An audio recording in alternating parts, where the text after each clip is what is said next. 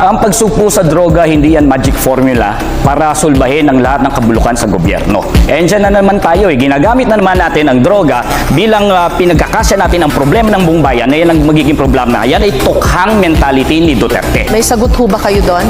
Kinakailangan malinaw sa atin, bakit ang mga security guard bago ma-hire sa trabaho, kinakailangan sumailalim sa drug testing? Ang pagiging opisyal ng gobyerno, ikaw ay humihipo ng pera ng mamamayang Pilipino. Higit na mataas dapat ang standard natin sa mga naglilingkod sa gobyerno.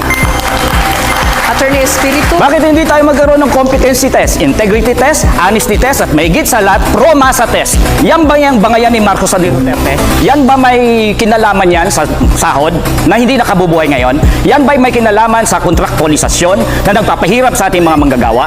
Yan ba may kinalaman sa kahirapan? Yan ba may kinalaman sa presyo ng mga bilihin? At yan ang mga nararamdaman ng taong bayan sa ngayon, hindi yung bangayang Marcos at Duterte.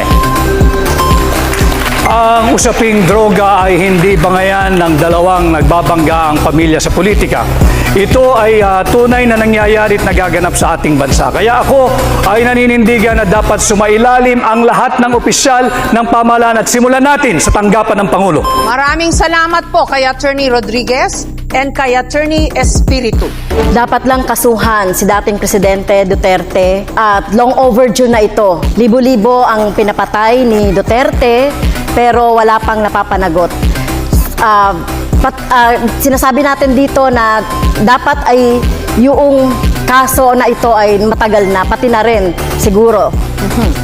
Senator De La Rosa? Sagot ko dyan is conditional, no? Hybrid. Pwedeng yes, pwedeng no. Yes, in the sense na nobody is above the law. Kapag mayroon siyang nagawang kasalanan, kasuhan natin.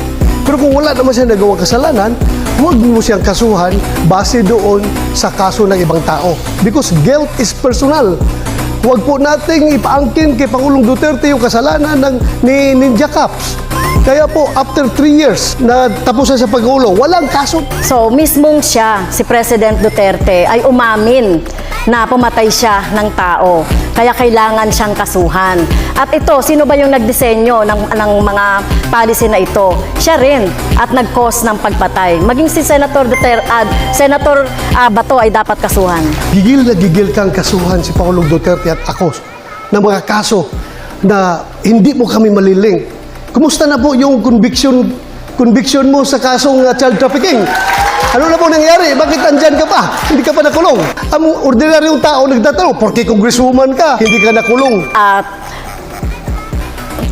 ang ginawa po natin na pagre-rescue, tama lang po yung ginawa ko na pagre-rescue sa mga teachers, sa mga bata na biktima ng mga harassment, intimidation at threat doon sa sinasabi ni Senator Bato na kaso.